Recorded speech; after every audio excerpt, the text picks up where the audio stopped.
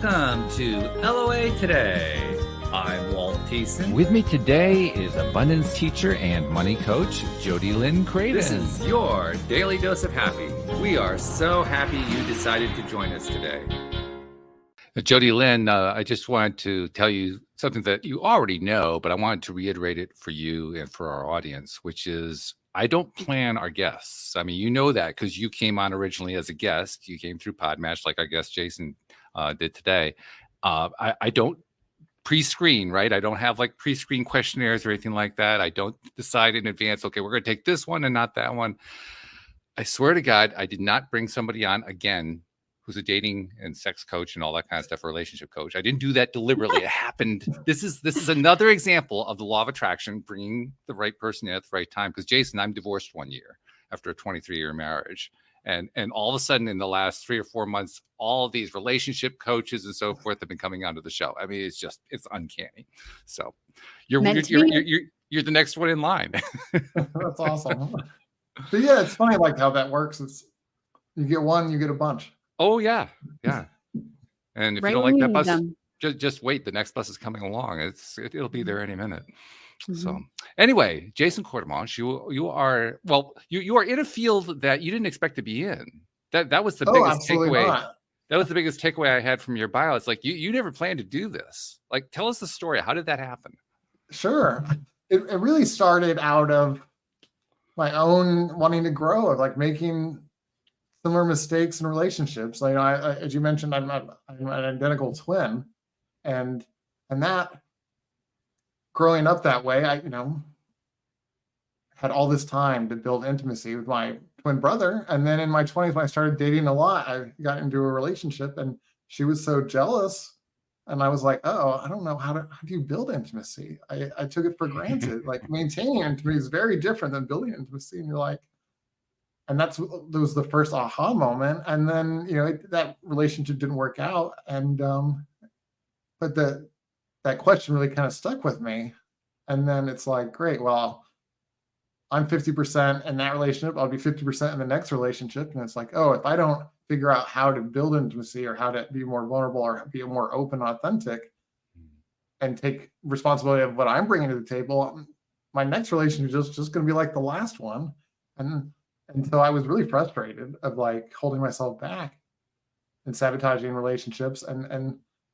And so for years, I was kind of I was just eventually just got sick and tired of being sick and tired and tried to find a class to take. Because I was like, after 10 years, I was like, it's not happening. I'm tired. And so I just kind of stumbled into the Somatic Institute and started taking the classes for myself. And they were amazing. And that the first weekend, I was like, oh, my patience, my empathy.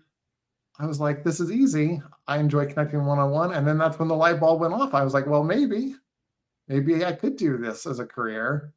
And that's really how it all started. Why not? Out of wanting to do something different. Yeah, I like that. I like that story. I like the fact that you're a twin. I have twin cousins, and I also have twin cousins once removed. I have 2 sets of twins in my extended family. And awesome. So I have some knowledge of living with twins anyway. If not, I'm not a twin, so I've never experienced that side of it. But for instance, my cousins are about as different as you can get, which is not what's normally associated with identical twins, right? That they're usually, they're identical. They behave, they dress, they do everything. They really don't. These guys are like 2 entirely different people. And I'm going to guess, I'm just going to take a random guess here. You and your twin is not a relationship coach. You took diversion paths. That's my guess. Correct. Yeah, that's definitely one thing. He's definitely not a relationship coach, but there are a lot of overlaps, but it is really interesting. And even though some of the other twins I know, there's a lot of similarities, but then there's also a lot of differences. And then, unless you're around twins a lot, it's very easy to think that they're more similar than they are. And the easy example I can give you, like my best friend in elementary school, she was in my class for grade 1. She was in my brother's class for, second grade. To her, we couldn't be more different. Like she could tell who's on the phone without caller ID just by the voice. And everyone's like, I can't tell them apart. And to her, she's like, how can you not tell them apart? And so it goes back to that perspective. Mm-hmm. I once asked one of my cousins about that exact thing. I said, at what point do you think you and your brother stopped looking like each other? And he said, we never looked like each other.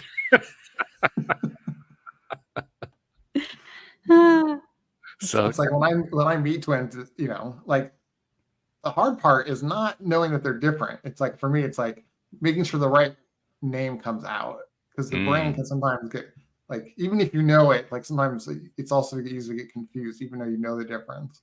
It takes a little bit getting used to, even for me. Yeah. Okay. I get that. That makes sense. So, all right. So we have a little bit of an idea of the lay of the land here. But I think there's also the other side of the story, because once you became a coach, that opens up a whole new lifetime, really, a whole new set of experiences. So give us an idea from your perspective as a professional. What do you see as the biggest, I hesitate to say issues, I guess maybe they are issues. There's the biggest issues going on in single world today and in relationship world today, because I kind of associate the two. I mean, obviously, if you're married, you're in a relationship, so there's a whole relationship thing going on there too. But I get the sense you're dealing more with the people who aren't quite in that relationship yet. So, tell us what you see as the lay of the land right now. Yeah, the two biggest things that come to mind, especially for, let's say, people that are couples, or, you know, whatever stage of a relationship you're in, whether it's marriage or being couple, it's really learning that vulnerability, and what I refer to as like repair conversations. Because that was the big aha moment I took away from taking the classes, is I'm like, it's the repair conversations, which is a mixture of being vulnerable and, you know, coping to how it's difficult to be in a relationship, and really hear how whatever I did affected my partner. Even though, no matter how impure my intentions are, it's like at the end of the day, that person has having a feeling, I caused it somehow. And it's like, it's so easy to go into fixing it. And you know, we want to say sorry because no one likes to sit in discomfort feelings, but saying sorry for something you don't know what you're saying sorry for yet, or what I like to think of as the issue behind the issue, until there's enough space to get there, you're not fixing anything. You're just focusing on, you know, the logistics of what happened, but not how someone actually feels, or they feeling abandoned, rejected, you know, whatever it is.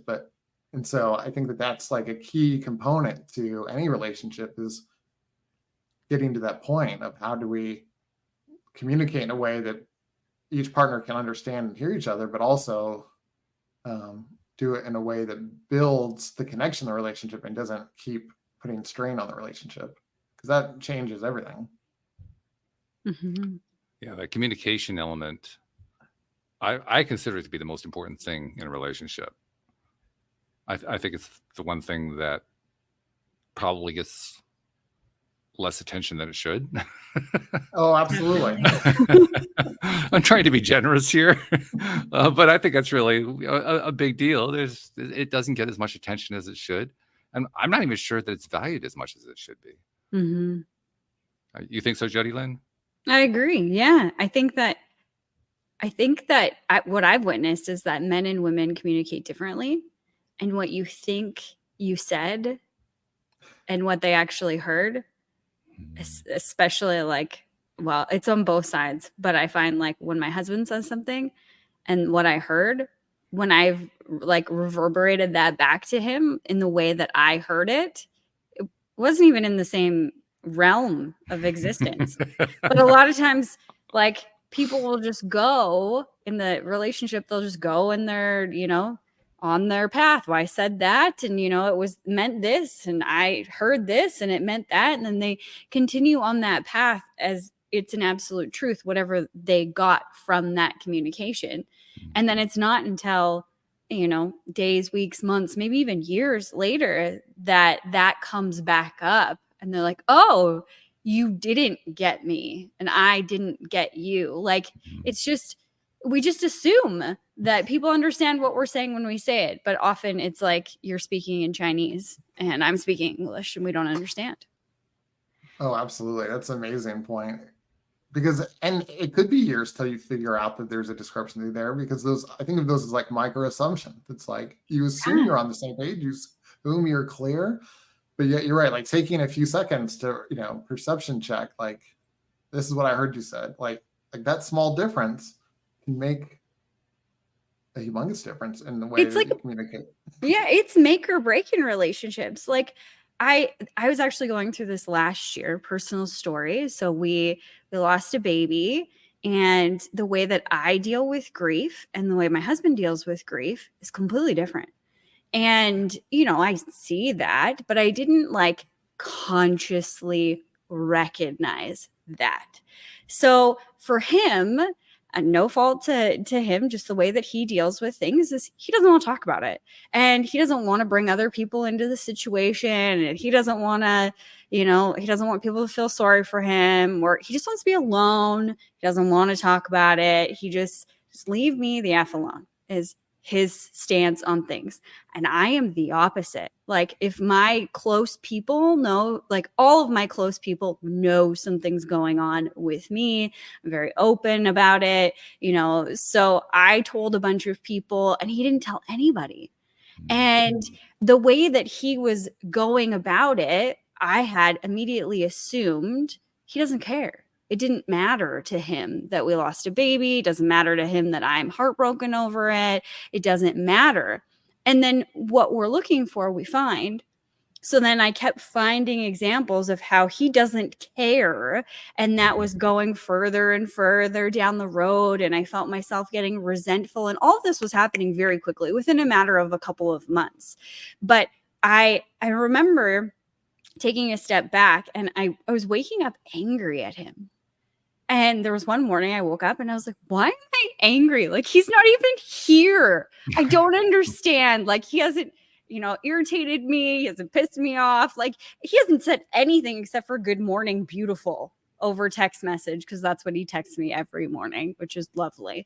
And I am angry the moment I open my eyes directly at him. I'm like, I got to get this under control. I got to understand what I'm feeling. And obviously I hadn't dealt with all of my feelings around this. I was, depressed and everything else. But what came up that really rocked me was this thought of he doesn't care. And I took a step back and asked myself, is that really absolutely true?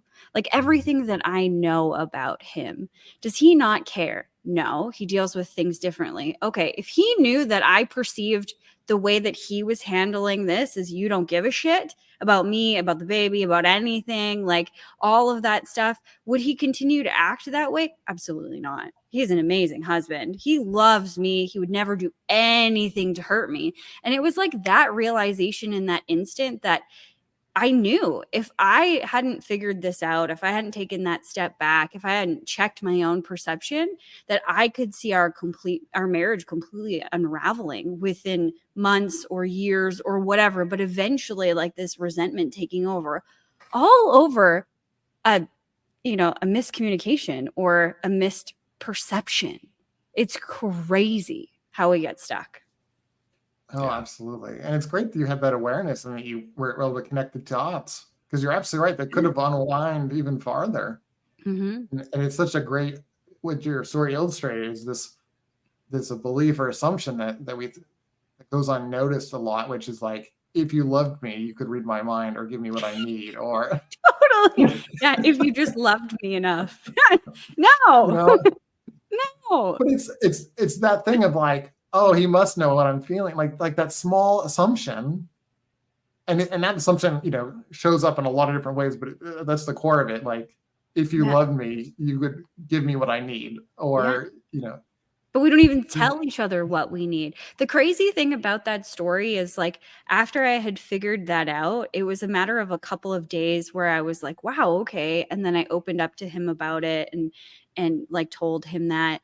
And what came out of me having a conversation with him about my misassumption, like my assumption over all of this, was like, he's like, that's crazy. Because 2 days ago, I was talking to your dad about, I thought that you were doing really well with this loss. Like this is our third miscarriage. And so he's like, in comparison to the other two, I was like, she's handling it really well. And I think that she's okay. And, I'm afraid to bring it up and check in because I don't want to bring it all up again. Like, he literally had this conversation with my father 2 days before this, all came out in this epiphany, and we were on wildly different pages. Just shows how quickly things can unravel and how quickly we can, just be on the wrong page because of what we're assuming. Boy, that's really resonating with me. Yeah, right? that assumption thing can wreck a marriage. Mm-hmm. Yeah, I think I can honestly say it was what caused mine to end. Yeah. Jason, just to clue you in, like I said, I was divorced a year ago. My ex is a former psychotherapist. And because of that, I made a colossal assumption that proved to be completely untrue, which was she was dealing with some stuff. I didn't know what it was. I would try to get it out of her. She wasn't opening up. This is in the last few years of the relationship.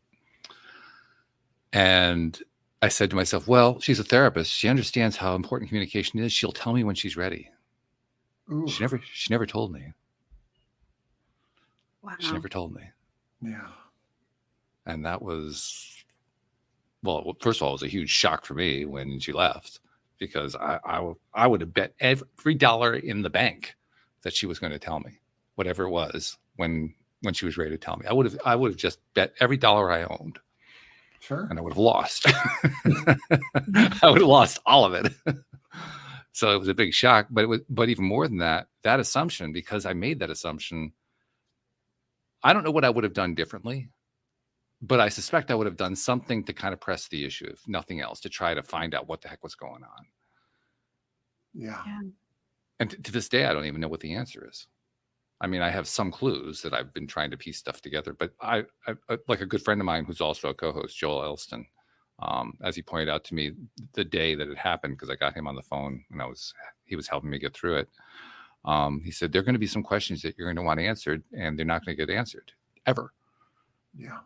And he was right. That, to me, more than anything else, hammers home just how big of a deal assumptions are. Yeah. Because like you said, it's very logical. Like, oh, when she's ready, she'll tell me. Like, seems very straightforward. It does. Seems reasonable. Yeah. Yep. And but we're not really wrong. Reasonable when it comes to love and being. No, we're not. I wish we were. In relationships. Like, reason seems to fly out the window. What do you think, Jason?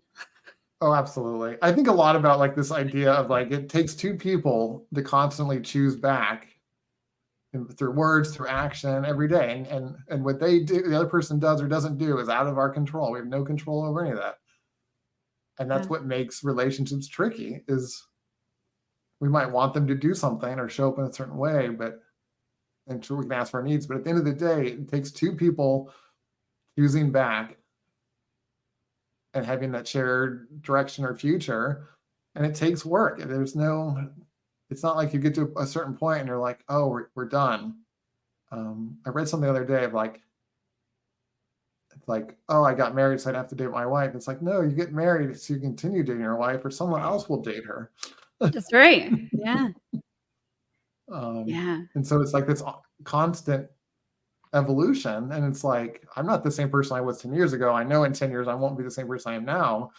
So it's a mixture of having to rediscover who your partner is and update them of who you are as you're growing. And through that entire time, you're choosing back, which is hard, because if one person does it and the other person doesn't, the relationship, that's not sustainable. But that's what adds the interesting part to any relationship, is it's delicate, but yet when it works, it's amazing. Mm-hmm. Yes to both, because it is amazing when it works. It's just remarkable. It's like, wow, it's the best in the world.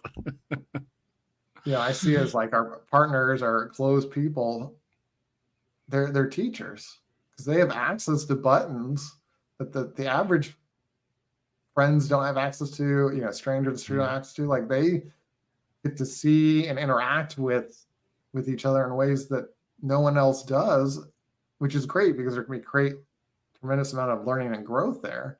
It can also be very painful when they're, being a perfect mirror to see like, oh, I haven't worked on that abandonment issue, or, oh, I have insecurity there, I need to work on that. Like, my brother and I refer to it as like the sandpapering moment. And where we rub, my prickly parts are rubbing against his parts. And whenever we go and visit, it always spikes a couple days right before one of us goes back home, because we know we're about to back home and we know it'll be a long time before we hang out. And so it's like, and so we just call it out. We're like, oh, there's that sandpaper. Yeah. I look at it like being a twin. I've had the benefit of growing up with my brother. So I was there. So we have more shared meaning because I know what his childhood was like because we were there. It's like in partnership, we don't know what the other person's childhood is. We hear stories, but there's so much we'll never know. Right. So it's like twins are there when the buttons get installed, when those assumptions or those core wounds happen. And so it's for me, it's very easy. And I don't know, 7th or 8th grade, my brother and I were just button heads poking each other's buttons. And eventually we realized like, oh, I can't replace you. Like identical twins, egg split, same DNA. I'm like, I literally can't replace you. Like we have to figure this out. And we both had that kind of own epiphany. And we realized like, oh, I might know where your buttons are and I'll take restraint not to push them, even though I know I can. But in relationships, we don't know where their buttons are. So we accidentally push them all the time because we don't realize that they're getting pushed unless our partner tells us. And just having that skill it's like learning anything. And it takes time to develop because you have to be vulnerable. And if you're activated, you have to come out of the activation, have the self-awareness and be like, oh, that didn't feel good. All of that is a lot of work just to get to the point to say you pushed my button, right? Exactly. And it takes a lot of courage too, because you could be met with, or you perceive you might be met with this person who doesn't care or maybe doesn't show you as much tenderness in, dealing with it as you would need or want or whatever. Oh, absolutely. And I think about also when we share those moments, I think we hit up against another interesting assumption, which is, if you knew this about me, would you still love me? Oh, that's a scary question. Yeah. Yeah. Well, it's an interesting question too, because it's scariest early in the relationship, I think. Yes. I think after a while, you get to know it. I mean, you do get to know some of the buttons after a while. You get to know a lot of them the longer that you're with the person. So the familiarity gets stronger and stronger over time. The question at that point becomes, what do you do with that? Yeah. It's kind of like with your twin. I mean, that by the way, that's a really interesting perspective to have for a coach, because you have that twin perspective where you could see what his buttons were as he was growing up, and he could see what your buttons were as you're growing up, and you could use that as a way to understand what's going on in a relationship. That's a very cool tool. Yeah, without that reference point, I don't think I ever would have been interested in intimacy, and I would have the love of intimacy I had in my first couple of relationships, I would have thought that that's as deep as it went. I don't know if I would have ever looked under the next rock. But since I had the felt experience of no, I could be even more accepted. I could be even more courageously vulnerable and share my authentic self, but I'm not. And then realizing the gap there. And that's what really kind of opened my eye of there's a lot more levels of intimacy available to people if they want it. But it takes work. What really struck me about what you said was, I can't replace you. We share the same DNA. Right. And what pops for me is, imagine going into a marriage with that same thought. I can't replace you. How much deeper you would go. Because I think a lot of people, even though they get married and they think it's going to be forever, our society has, I think, contorted marriage and okay, well, if you don't want to be there anymore, it's game over, just sign a piece of paper and you're done, whatever, right? It's so easy to undo. I guess, in a way. But imagine to walk into a marriage with that, like, I can't replace you. And in ways you can't, because you'll never have that same person, that same time ever again. Oh, yeah. Oh, absolutely. And it's interesting to think about. It's like there's such a long courting process. It's like working over the fear of approaching someone in the bar or however you met or whatever that story, or, you know, just even have that moment. Never mind all the other moments of saying yes and choosing back just to get to marriage. Never mind everything past marriage. Yeah. It's like, so I'm with you. It's like, I really think that there needs to be a change in attitude around marriage, because you know, with apps and things like that, it's very easy to fall into the trap of like, oh, there's someone better a couple swipes away. It's like, but this could until be you've been on better. a dating app for 5 minutes and then you're like, holy balls, I'm never going back here. There's nothing better. Oh, thank God I don't have to do that again. That was my feeling once I got married. Found Nate, you know. Oh God. Thank God. Exactly. So at that point, it's like both of them are work. It's work to build intimacy. It's work to find and rebuild a new relationship. It's like, you know, there's a meme floating. It's like, you know, pick which hard you want, because they're both hard. Yeah, it's true. And my reaction when I got back into the dating world, it was the first time I saw dating apps, because when I got married, dating apps hadn't come out yet. And so here I am looking at them for the first time, and I said to myself, this is better. Really? No. No. And I still feel that way. Yeah. I mean, it's convenient. I get the convenience side of it, but whoa, yeah. I think it's actually harder to establish intimacy now. Yeah. I would agree, because I think it's also hard because even in the beginning of dating, you don't have the dedication to it, the commitment. It's like, it's hard to know where they are on the scale. It's like, are they dating 5 other people? Am I on the roster? Like, Yeah. you don't know where you stand. Never mind, you know, it loses that level of commitment. Yeah. In some ways. I wonder what we've lost in terms of like the depth that we go within ourselves and with one another, because we've become so transactional with dating. Yeah. Boy, there's a lot of ways we can go on that one. my mind is going crazy right now. If I have to quickly pick an answer, I think my answer is we've lost a lot, but it's not lost forever. It's only lost because we choose to say that it's lost. I mean, if I buy into the idea that my only option is a dating app, well, then I've lost forever. But if I buy into the option that it's one out of many possibilities, then the other side isn't gone forever. It's just part of a larger picture than it was 25 years ago. Yeah. So it really comes down to how we're going to decide to interact. And I also see a trend going on.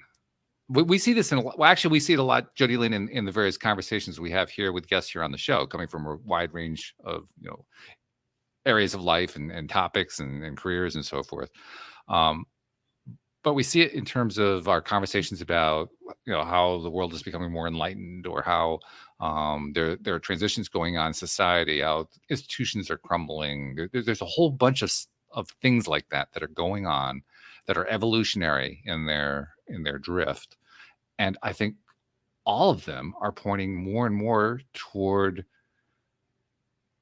how do I want to phrase it? I don't want to phrase it negatively, toward a more interactive, real world interactive society than what we've had over the last 20 years. The last 20 years have been more going virtual. And it has been great. There's been a lot of benefit that's come out of that. But I think we're now moving in kind of like the other direction, like the pendulum is swinging the other way. And it's showing up in a wide range of areas in life. For the better, I think. Yeah. Oh, absolutely. And I love the pendulum idea. I think it is coming back, like, especially if we think about now that we've had so many years of social media promising connection, and I feel like at this point it hasn't delivered. And so I feel like people are yearning for true intimacy and connection, which will then have people really kind of go seek it out, whether it's partner dance, whether it's being more vulnerable and more courageous and authentic with their close group of friends. It'll be interesting to see, but I think it'll go back to the fact of, I think people will have enough of the dating apps and decide like, oh, I want to do something different, because what they're looking for they're not finding it. And I think a lot about like intimacy with yourself, like really deciding like what's an alignment for each person. Is it dating apps? Is it having fun? It's like, sure, there's a season for that, but it's like, if you're looking for commitment marriage, there's a different way about going about it, finding that. So I think it'll be interesting to see how things keep evolving as technology allows us to connect with more people, but how do we feed that level of intimacy and connection that we're not getting from easy connections? You're also touching on something that I've encountered since I became single again, which is, I will loosely describe it as the dating/relationship landscape, more precisely the dating/relationship coach landscape. That landscape is dominated by coaches and teachers and so forth who are not emphasizing, here's how you build toward a long-term relationship with somebody. They're all, not all, the overwhelming majority are oriented toward, here's how you find somebody for a one-night stand. Here's how you find the quick hit kind of a situation, which is really, it's interesting that has taken over so strongly. It was actually a challenge for me because I decided I needed to get some help, and I finally did find a coach who was able to help me. She was really great. But it took a great deal to get there, to find her, simply because of the way that landscape is so skewed in that direction. Absolutely. And I'm wondering, I mean, I'm sure you've encountered that, but I wonder what your experience has been, trying to deal with that landscape. Yeah, I had the same issue when I was trying to find a coach or a program or a class, because everything I was finding was that pickup culture, and I felt like they were just trying to, put on a play or make me be someone or act like that I'm not my authentic self. And I was like, that didn't resonate with me. And I was like, that's not, in my mind, a long-term solution. And so, well, it's not. It's actually a long-term problem, is what it is. Exactly, because it's like, and it misses so many other layers of like accepting oneself, like being honest about our own desires, like being more honest about what we want and communicate that. It's like, great, if you want casual sex or one night stands, it's like, great, then just be upfront about that. Like, there's so many other things to it, but to pretend or to just focus on that one aspect of intimacy and completely ignore all the other aspects to dating and human to human connection is, I think, a disservice to everyone's individual development. Yeah, and I think it actually teaches, particularly young men, it teaches young men how not to have successful long-term relationships. I think there's a lot of that. You're essentially practicing how to get in and out of relationships, not how to get in one and then stick with it. Right. Yeah.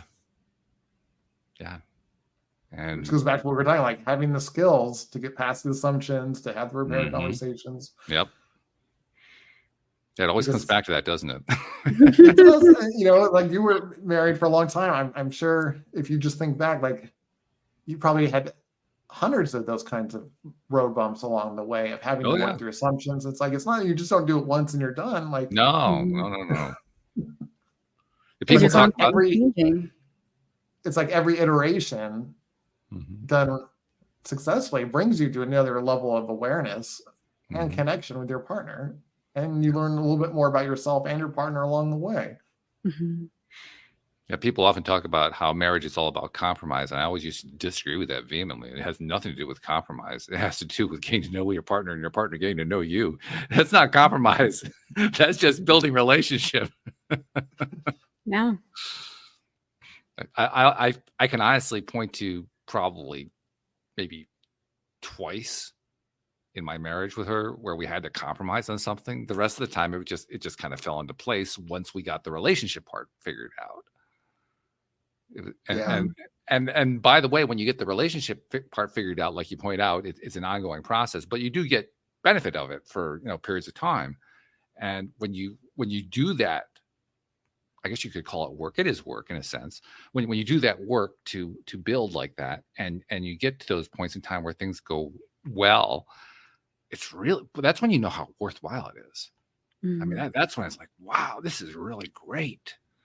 I remember, I've told many people this. I remember many times when my ex and I were together and married, and we had a really, really good relationship for a long period of time, where people would compliment us on it. Like, we can't believe how well you guys get along. We can't believe how supportive you guys are of each other. And all I could think was, well, what do you do in your relationship? I don't understand. What are we doing that you're not doing? I don't get it. But I think that's what the difference was. We took the time to build the relationship. Well, like you said, I think because you've had that experience, you understand how great it is. It's not obvious in our culture how great a relationship is because it's not marketed. People see the hookup culture, they see pickup game, but they don't see the benefits of a long-term committed relationship and the value that brings. It's almost like our society has started to look down upon a long-term relationship, like one person for the rest of your life. Like that is a bad thing. Like, I think that can be an amazing thing. Somebody that knows how you operate, especially when it comes to sex. Like, they know how to do all the things that you like. You've had all the conversations. You can be adventurous, like whatever, right? You're not afraid anymore. You're okay to be naked with them. Like, they've already seen it. Instead of like going from person to person, like crappy sexual experiences. Like, it's just so mind-boggling when you actually sit down and start to think about what we've been fed lately in society versus what could be true instead.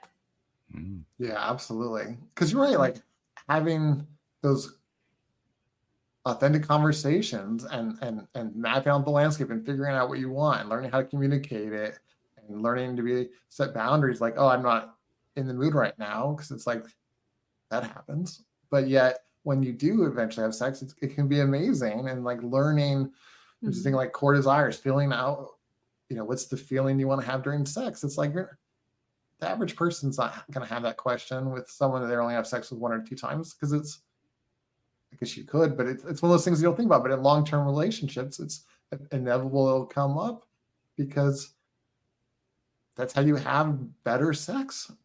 Yeah.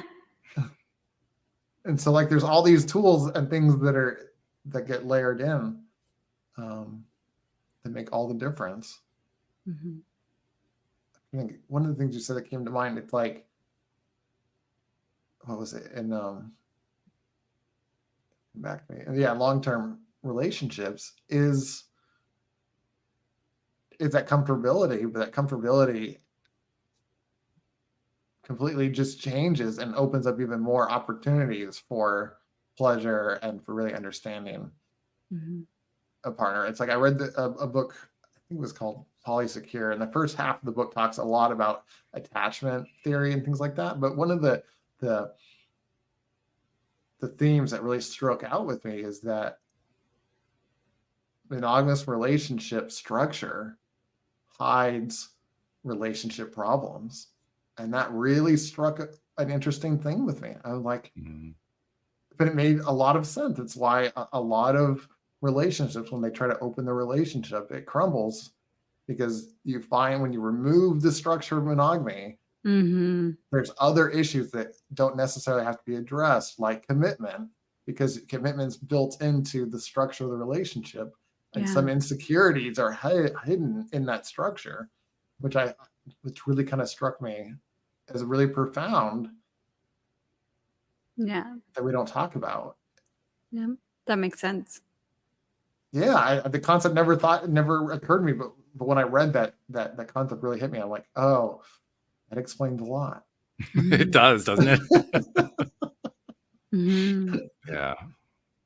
Because in relationships, we're going to uncover parts of ourselves that we might not want to look at because there's something, like it's one thing like admitting to ourselves what we want. It's a whole nother thing to actually ask your partner for what you want, Mhm. whether it's sexually or relation structure or anything really. But it's like the witness of the other person changes the stakes. And it goes back to what we were talking about, like if we went into relationships or a marriage of like, I can't replace you, then it would be easier to have some of those conversations. But if someone is, using divorce or using I'm gonna leave you as a weapon or as a threat, like does not instill safety and make the other person want to open up. It completely erodes that, Mhm.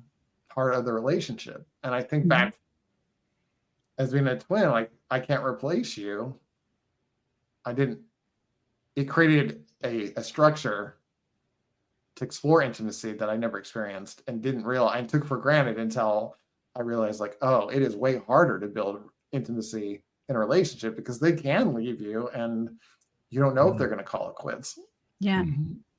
Well, and if you have any sort of abandonment issues whatsoever, Oh, it makes it even harder to be able to exactly. ask for those things and, like not fear they're going to leave you. They're going to leave you. They're going to leave you. Yeah, that just adds a whole nother layer to Yeah. it. But also an opportunity to really soothe that part. Mhm.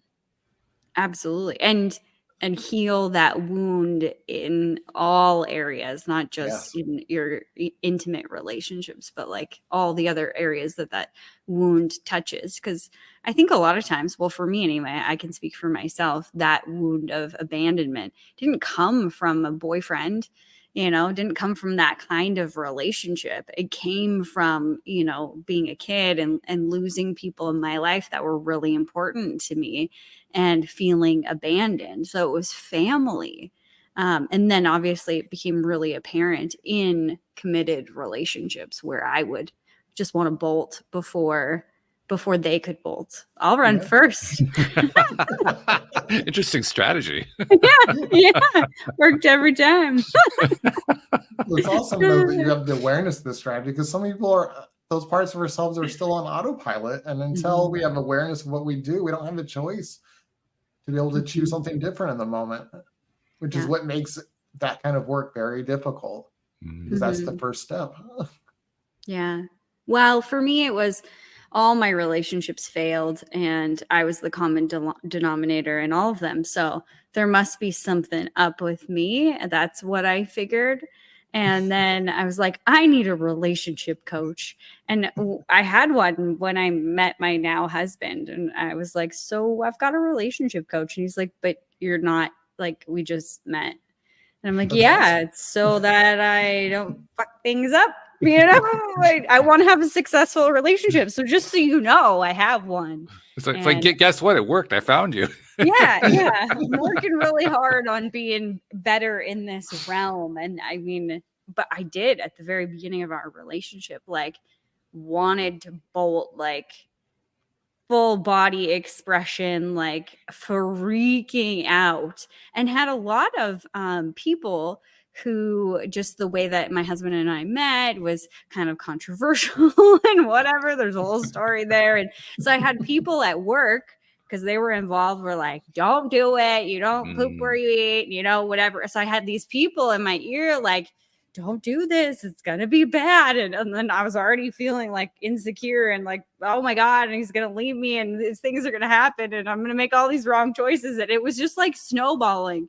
So thank god I had the coach that was like, okay, like let's calm your nervous system because you are just in a pattern and you're gonna continue to run until you stop that pattern. We got to break the foundation. And it was the most uncomfortable thing that I've ever done, but we've been married for almost 6 years now. So, I mean, I wouldn't be here without it. That's amazing. You bring Yeah. up a very important point too, which is the influence. And Jason brought this point up to earlier, you brought it up in the context of your twin, but there's also a slightly broader expression of it, which is the influence that our families have on us, the families that we grow up with. Mm-hmm. I mean, so true. it's easy to dismiss that part, but let me tell you, that part plays a major role in any kind of Huge. relationship, marriage, long-term. I don't care how you're structured. It plays a big role, and it's going to, whether you want it to or not. Mm-hmm. Yeah. Watching their relationships, Yeah. you know? Yeah. And well, plus also just, I mean, like in my case, I grew up with parents that were really good parents, and I had pretty good relationships with my brother and sister. And we were a fairly functional family. There's a lot of dysfunctional type families out there. We were a pretty functional family, but we did have one really serious dysfunctionality, which is my parents did not believe, and actually most of the family, the larger extended family, did not believe. Not only did they not believe in premarital sex, they didn't believe in getting married until you were in your 30s. I mean, it was a very severe belief structure. And I didn't even realize how hard it hit me. I mean, I knew all of the time that I was growing up into my teens, my 20s, 30s. I knew that it was affecting me. And talk about being the common denominator, Jody Lynn. I mean, I knew I was the common denominator. It kept playing out over and over again. But even with that, in the last year since my marriage ended, I came to a realization of another layer of how that family experience had affected me to this day in a way I didn't even know about. Mm-hmm. I had no idea what was going on. It was an extension of what had already been there, but it was like this other layer that I never even knew about. It's actually very straightforward when I explain it. Jody Lynn, I think I told you about it, but in my family, I am not the only Walt in the family. I'm one of 5 Walts. There was my great uncle, my father, myself, my cousin, and my cousin's son. All are Walters.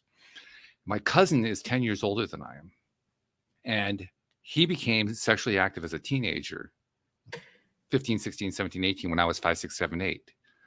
And we'd have family get-togethers that he would never be at because he was always off doing things with his friends or his girlfriend or whatever it was, going to the high school basketball game. He was doing everything except with the family. And I was with the family.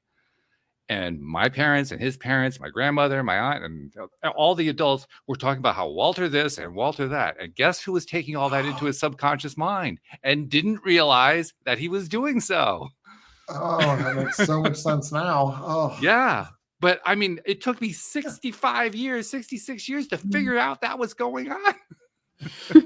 But that's such a great point, because it's in that moment you don't know what you know, and now you have the perspective of it. But family is powerful. Like whether it's that, whether it's watching how love and relationship or marriage was modeled by your parents.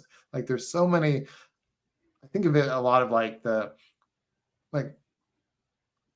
cleansing the lens of perception, like family lens, social lens, religious lens. Like there's so many filters that we filter our experiences through, and we don't even realize that these assumptions are running us. Oh yeah. And I think a lot about like defense mechanisms of like if I felt abandoned as a child, then it's like one that I used a lot in my younger years was like being very quiet, pull back my energy and disconnect from my erotic energy, and try to be invisible because that felt safe. And it's like, oh, if I observed, then when I felt ready, then I could interact with the group. And that worked very well as a child, but it's terrible for flirting, terrible for dating. No kidding.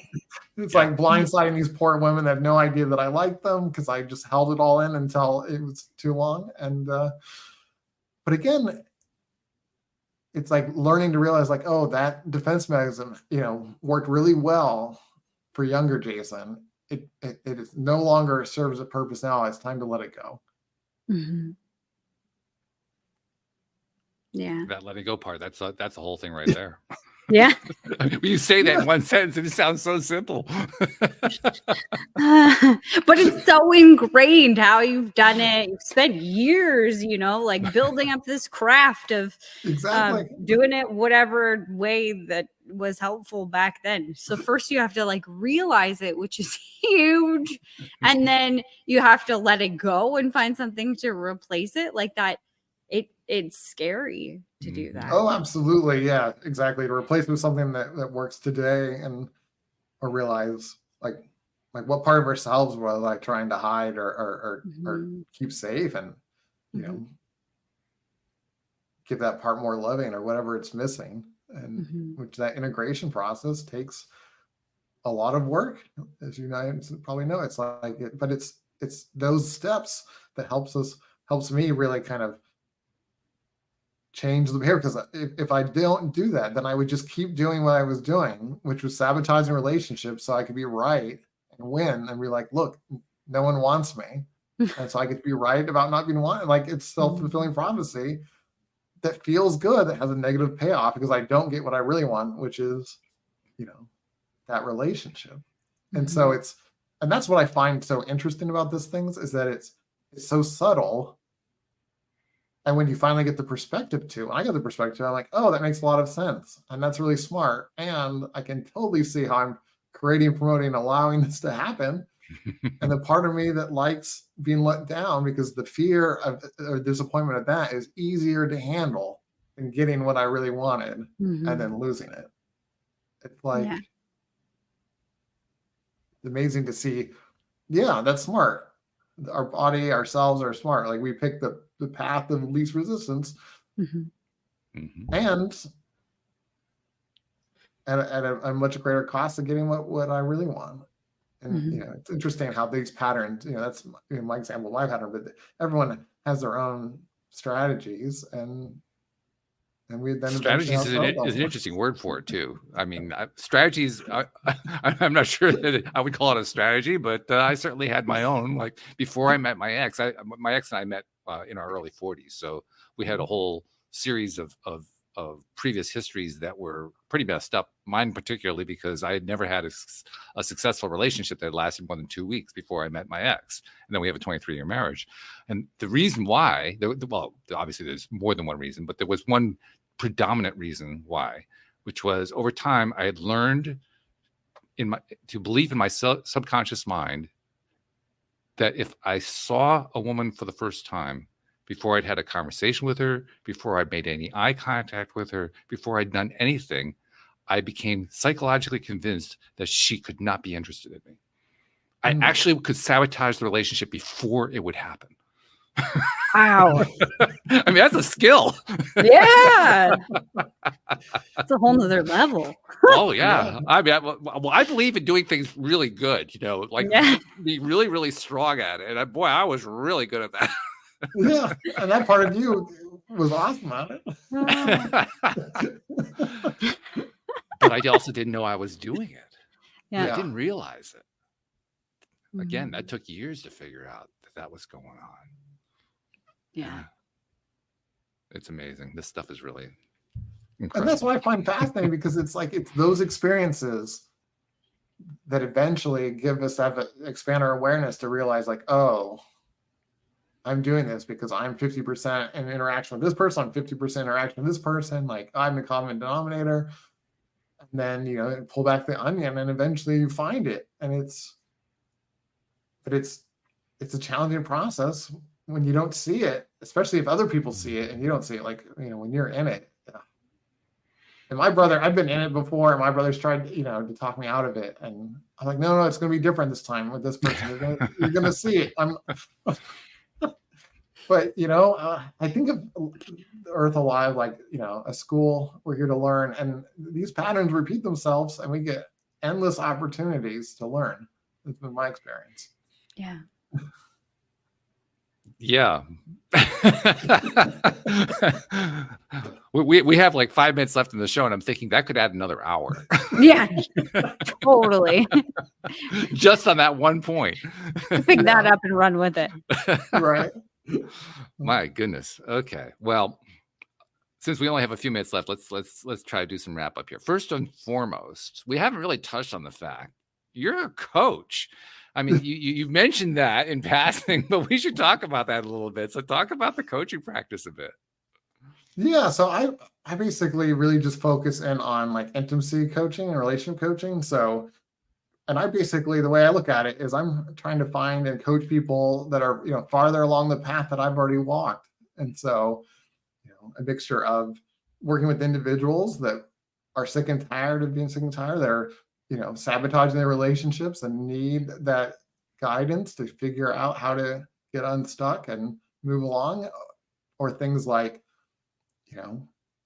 removing shame around sex and sexuality or desires, learning how to communicate those through their partner. And then I work with couples and learning how to really help them have the passion, the intimacy, and learn how to communicate so that they can have deeper levels of intimacy and, and build all of it, physical intimacy, spiritual intimacy, emotional intimacy, and intellectual intimacy. It's like all areas can be nurtured. And it's such a powerful opportunity for growth, because as we've been talking about this last hour, it's, if we don't grow and learn these things, we'll just get an opportunity for them again. And so my goal is to help people get off the merry-go-round. Yeah, exactly. To learn it, because like we mentioned, the benefits of learning and having these awarenesses completely change relationships, completely change the relationship we have with ourselves and how we show up in the world. Mm-hmm. Yeah, good stuff. For somebody who does want to reach out to you, how do they find you? Yeah, the easiest way is to go to my website, courtconnections.com, and can book a call for us to talk and see if we're a good fit and learn more about what I do.